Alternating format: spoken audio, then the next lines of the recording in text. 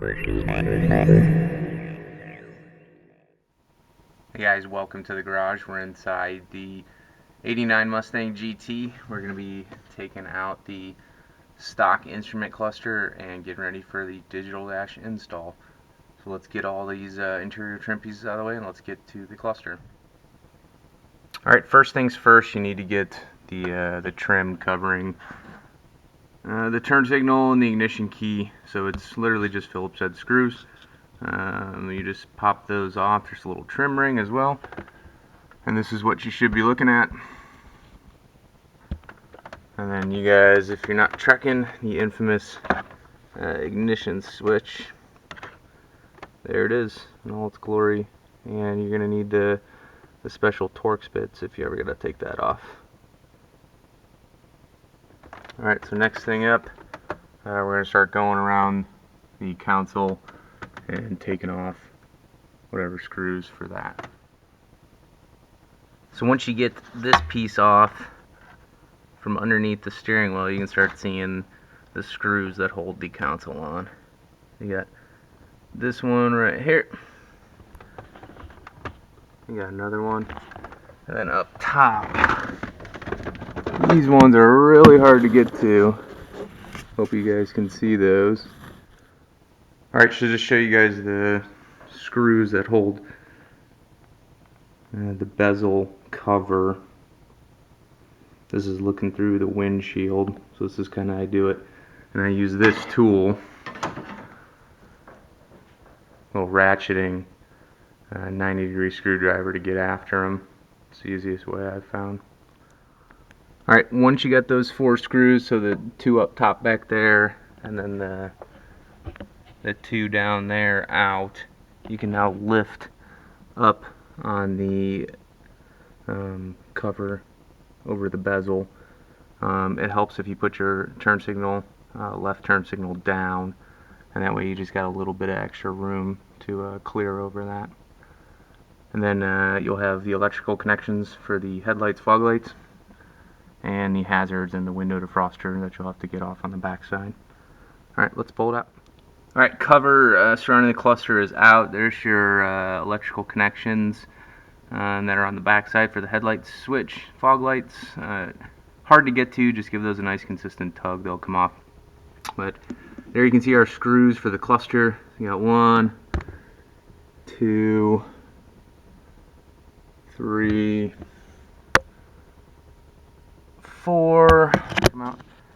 That's it. So regular Phillips head screwdriver, and we'll get this out of the way. The hardest thing is always the speedometer cable. So once we get this unscrewed, try and give you a little clip of that, how to get that off. That is always a pain.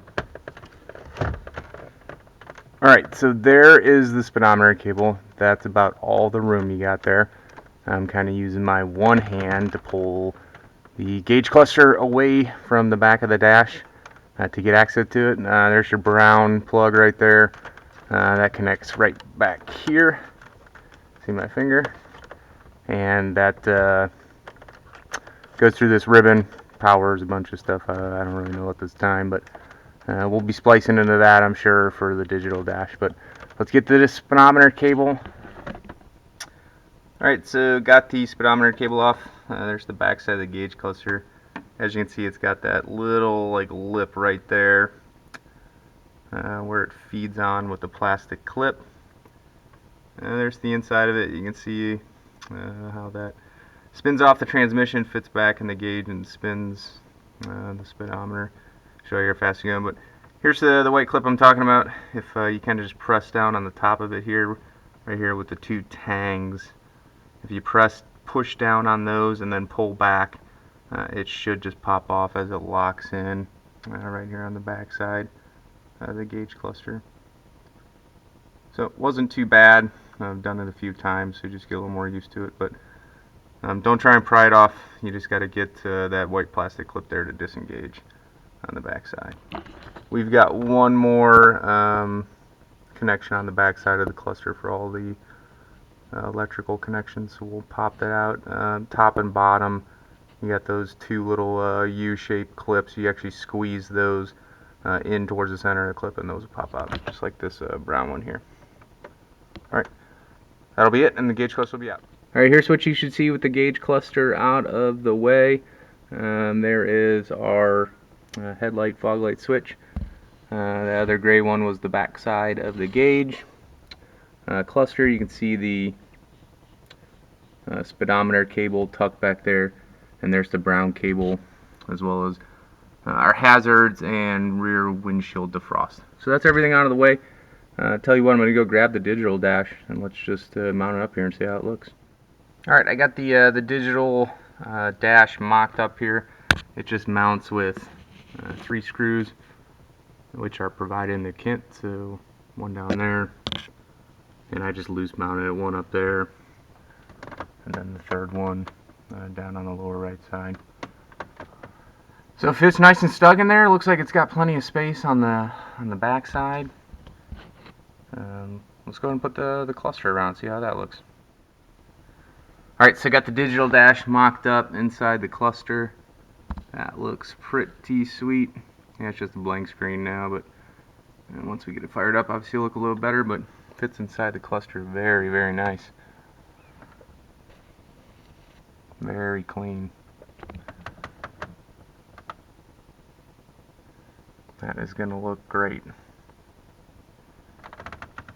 Alright, so stick around. We're going to get this guy wired up and connected to the new Mega Squirt. I'm going to be replacing the old Anderson Ford Motorsport PMS and the stock computer.